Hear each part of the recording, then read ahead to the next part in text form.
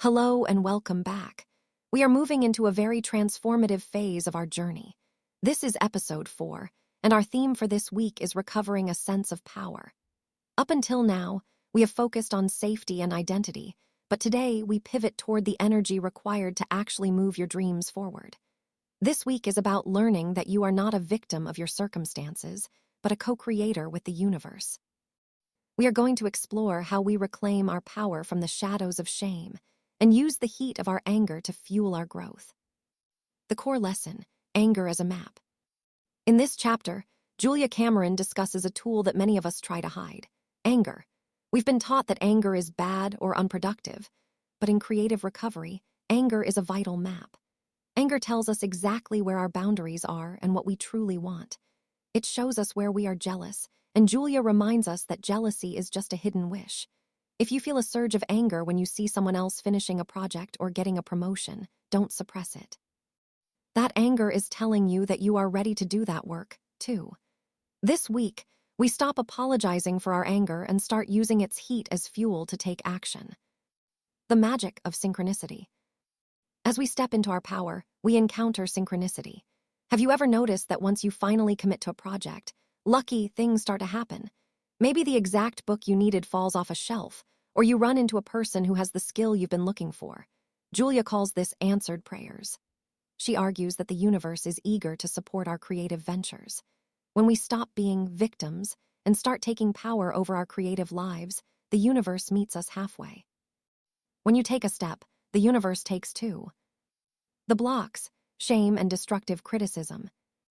However, we cannot talk about power without talking about what kills it. Shame. Shame is a creative block that often goes unnamed. While anger is heat, shame is cold. It is that paralyzing feeling that we are wrong or stupid for even trying. It is a tool used by your internal censor to keep you small. Hand in hand with shame is the fear of criticism. Julia teaches us a vital distinction, the difference between useful feedback and destructive criticism. Destructive criticism is often masked as being helpful, but its true goal is to stop you from changing. Your power lies in your ability to protect your inner artist child from those who would crush it with a careless word. To grow, you must give yourself permission to be a beginner and let go of the need for outside approval. The deep dive, creative archaeology and detective work. To reclaim your power, you must look at your life with a magnifying glass. This week's tasks are about uncovering your hidden desires. 1. Detective work. Take your journal and finish these sentences quickly. Don't think, just blurt. My favorite childhood toy was. The person I am most jealous of is. This is your map to your hidden power. If I had a finished piece of work, I would feel. 2. Buried lives. This is a famous exercise from chapter 3. I want you to list 5 other lives you would have liked to lead. Would you have been a pilot, a monk, a pastry chef, a scuba diver?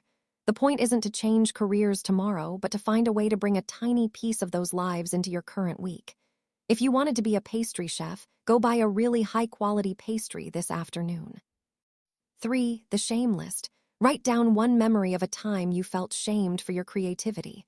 Now, write a rebuttal from your adult self. Stand up for your inner artist child. 4. Synchronicity watch. Record every lucky coincidence you notice this week. No matter how small, write it down as proof that you are plugging back into the power source. The week 4 affirmations. Speak these affirmations with conviction. They are the new script for your powerful self.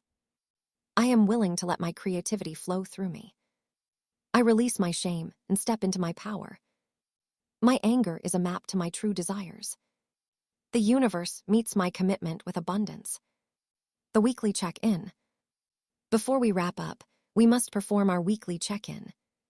How many days this week did you complete your morning pages? Did you uncover any hidden shame or anger in your writing? Did you take yourself on your artist date? Describe where you went. Did you feel a sense of power or play during this time? Did you experience any synchronicities this week? Any strange doors opening? Closing and your weekly mission. Your mission this week is to be a detective. Watch for your anger. It's trying to tell you where your power is.